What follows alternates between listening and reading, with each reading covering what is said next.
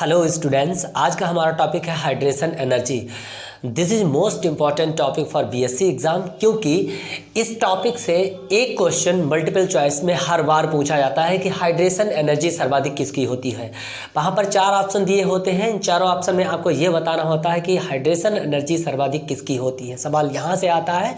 Matter ये नहीं करता है कि हाइड्रेशन एनर्जी क्या है, लेकिन फिर भी हम लोग हाइड्रेशन एनर्जी को डिटेल में देखेंगे।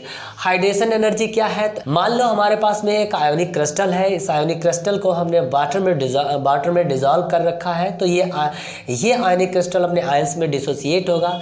इन आयंस को वाटर मॉलिक्यूल चारों ओर से गैदर्ड कर लेगा। गैदर्ड करते टाइम पर एक एनर्जी रिलीज होती है। इस एनर्जी को ही कहा जाता है हाइड्रेशन एनर्जी। तो यहाँ पर समझने वाली बात ये भी है कि आयंस को वाटर मॉलिक्यूल किस तरीके से गैदर्ड करता है, वो सवाल बड़ा है। तो यहाँ पर देखो, जैसे NaCl आयोनिक क्रिस्टल है, इसमें डिसॉल्व किया तो Na+ और Cl- में डिसोसिएट हो गया। Na+ को किस तरीके से ये गैदर्ड करता है हम लोग जानते हैं। वाटर मॉलिक्यूल में एक तो ऑक्सीजन और हाइड्रोजन प्रेजेंट होता है। ऑक्सीजन पर पार्शियल नेगेटिव चार्ज होता है और हाइड्रोजन पर पार्शियल पॉजिटिव चार्ज होता है। तो NaCl क्रिस्टल में जो पॉजिटिव वाला पार्ट है, वाटर मॉलिक्यूल का नेगेटिव पार्ट उसको गैदर्ड करेगा, और जबकि NaCl का नेगेटिव पार्ट है तो वाटर का पॉजिटिव पार्ट चारों तरफ से गैदर्ड करेगा। यहाँ पर मैं इसको बना के देखता हूँ कि जैसे NaCl क्रिस्टल है, क्रिस्टल में Na+ आयंस है। इन आयंस के चारों ओर वाटर मॉलिक्यूल किस तरीके से आते हैं, तो कुछ इस तरीके से आते हैं। ऐसे करके हम लोग देख लेते हैं। यहाँ पर ये वाटर मॉलिक्यूल है और मैंने इसको इस तरीके से अरेंज कर रखा है, ऐसे करके। यहाँ पर वाटर मॉलिक्यूल में ऑक्सीजन जो होता है वो पार्शियली नेगेटिवली चार्ज होता है और हाइड्रोजन पार्शियली पॉजिटिवली चार्ज होते हैं, इस तरीके से। तो यहाँ पर ये नेगेटिव पार्ट जो है वो सोडियम के साथ में कनेक्ट होगा और चारों तरफ से ये गैदर्ड कर लेगा वाटर मॉलिक्यूल सोडियम आयंस को।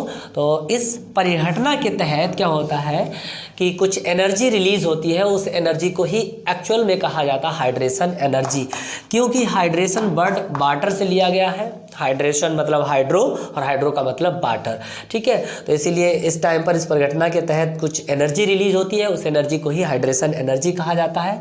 NaCl में Cl पर निगेटिव चार्ज होता है।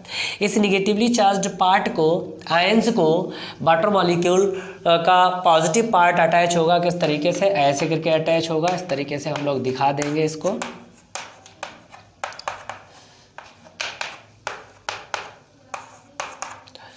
तो इस पर पार्शियल पॉजिटिव चार्ज, इस पर पार्शियल पॉजिटिव चार्ज, इस तरीके से ये गैदर्ड कर लेता है वाटर मॉलिक्यूल निगेटिवली आयंस को। और उस टाइम पर कुछ एनर्जी रिलीज होती है। उस एनर्जी को ही एक्चुअल में कहा जाता है हाइड्रेशन एनर्जी। आप चाहो तो इसकी थ्योरी भी लिख सकते हो। थ्योरी के लिए मैं यहाँ पर लिख देता हूँ। थ्योरी आप लोग लिख लेना। When 1 mole of ionic crystal is dissolved in water, then the water molecule are gathered around the ions, and the release energy is known as hydration energy. जब किसी आयोनिक क्रिस्टल को वाटर मॉलिक्यूल्स में dissolve करेंगे तो water molecule उन ions को चारों तरफ से घेर लेंगे। इस परिघटना के तहत कुछ एनर्जी रिलीज होती है। उस एनर्जी को ही कहा जाता है हाइड्रेशन एनर्जी। अब सवाल मेरा ये है कि हाइड्रेशन एनर्जी किस पर अफेक्ट करती है, मतलब किससे प्रभावित होती है। तो हाइड्रेशन एनर्जी डायरेक्टली प्रोपोर्शनल होती है चार्ज के और एंटी प्रोपोर्शनल होती है साइज के। ये जो मेन हमारा यहाँ पर कॉन्सेप्ट है, इस कॉन्सेप्ट को हमेशा ध्यान रखेंगे। हाइड्रेशन एनर्जी इक्वल टू, ये डायरेक्टली प्रोपोर्शनल का सिंबल लगा लो, directly proportional. Hydration energy directly proportional charge upon size. बहुत ज़्यादा इंपॉर्टेंट है। क्योंकि एग्ज़ाम करते टाइम पर हमें ये थ्योरेटिकल पार्ट से मतलब नहीं होता, हमें मतलब होता है कॉन्सेप्ट से, कि कॉन्सेप्ट लगाओ और क्वेश्चन को सॉल्व करो, आगे बढ़ो।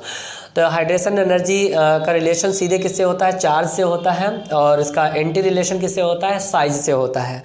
एग्जाम में क्वेश्चन कुछ इस तरीके से आते हैं कि मान लो आपको 4 आयंस दे दिए, उनमें से आपसे पूछा गया कि बताइए इसमें हाइड्रेशन एनर्जी सर्वाधिक किसकी होगी। तो क्वेश्चन कई बार यहाँ से पूछा गया है। जैसे मान लो हमारे पास में क्या है, एक Li+ है, Na+ है और K+ है। इस तरीके से ये 3 आयंस हैं। 3 आयंस में आपको बताना है कि हाइड्रेशन एनर्जी किसकी होगी। तो हाइड्रेशन एनर्जी के लिए क्या चेक करेंगे? सबसे पहले चार्ज चेक करेंगे। अगर चार्ज सेम आ रहे हैं तो फिर हम लोग साइज को देखेंगे।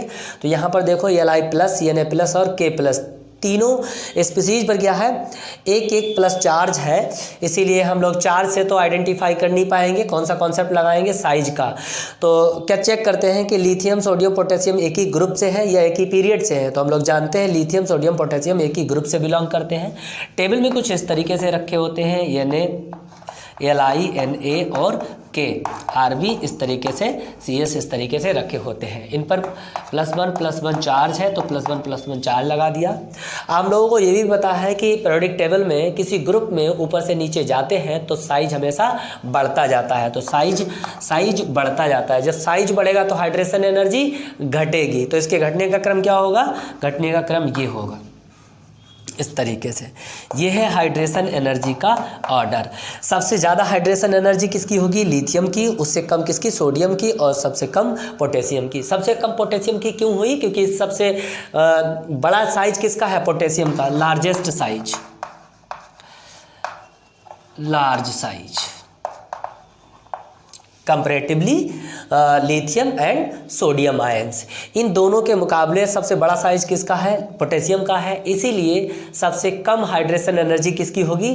पोटेशियम की होगी। ऐसे ही हमारे पास में और भी एग्जांपल हैं, जैसे Be+2 हो गया, Mg+2 हो गया और कैल्शियम+2 हो गया। ये भी हमारे पास में। अब बेरिलियम, मैग्नीशियम, कैल्शियम +2+2+2 तीनों पर चार्ज है, तो इनका भी, ये भी एक ही ग्रुप से बिलोंग करते हैं। इसीलिए हाइड्रेशन एनर्जी का ऑर्डर इनके लिए भी यही हो जाएगा कुछ इस तरीके से कि जिसका साइज सबसे बड़ा होगा हाइड्रेशन एनर्जी उसकी सबसे कम होगी। तो हाइड्रेशन एनर्जी का ऑर्डर क्या रहता है? हाइड्रेशन एनर्जी का ऑर्डर रहता है Be+2 is greater than Mg+2 is greater than calcium, इन तीनों का। लेकिन अगर हम इन दोनों में तुलना करें, इन दोनों में कंपेयर करें कि लिथियम और बेरिलियम में किसका हाइड्रेशन एनर्जी अधिक है, तो वो कैसे चेक करेंगे? अब हम लोग यहाँ पर लगाएंगे चार्ज का फैक्टर। मान लो हमारे पास में Li+ है, Be+2 है और B+3 है। 3 आयंस दे दिए गए हैं। इन तीनों में पूछा गया है बताइए हाइड्रेशन एनर्जी सर्वाधिक किसकी होगी। तो कौन सा लगाएंगे? सबसे पहले तो हम चार्ज का लगाएंगे। अगर चार्ज सेम आते हैं तो साइज का लगाते हैं। तो यहाँ पर चार्ज देखो, जिसमें चार्ज अधिक होगा हाइड्रेशन एनर्जी उसी की सर्वाधिक होगी। जिसमें चार्ज अधिक होगा हाइड्रेशन एनर्जी उसी की सर्वाधिक होगी। तो चार्ज किस पर अधिक है? बोरान पर चार्ज अधिक है। बोरान पर +3 है, बेरिलियम पर +2 है और लिथियम पर +1 है। तो चार्ज सर्वाधिक किस में है? बोरान पर है। इसीलिए हाइड्रेशन एनर्जी का ऑर्डर क्या हो जाएगा? बोरान की हाइड्रेशन एनर्जी सबसे अधिक, फिर उससे कम बेरिलियम की और फिर दोनों से कम लिथियम की हाइड्रेशन एनर्जी हो जाती है। बहुत ज़्यादा इम्पॉर्टेंट है, इस चीज़ को आप हमेशा ध्यान रखेंगे। हाइड्रेशन एनर्जी का फार्मूला हमेशा आपको ध्यान रहना चाहिए। अगर इसका थ्योरेटिकल पार्ट आपको नहीं आता है फिर भी कोई प्रॉब्लम नहीं, क्योंकि मल्टीपल चॉइस वाले क्वेश्चन के लिए हमें चाहिए होता कॉन्सेप्ट, और कॉन्सेप्ट हमारा ये कहता है कि हाइड्रेशन एनर्जी डायरेक्टली प्रोपोर्शनल होता है चार्ज अपॉन साइज। अगर चार्ज अधिक है और साइज छोटा है तो वाटर मॉलिक्यूल्स जो होंगे उस आयंस को स्ट्रांगली गैदर्ड करेंगे, स्ट्रांगली जो है अट्रैक्ट करेंगे अपनी तरफ, जिससे वहाँ पर हाइड्रेशन एनर्जी कुछ अधिक निकलेगी। तो आज के लिए इतना ही। Happy love of learning.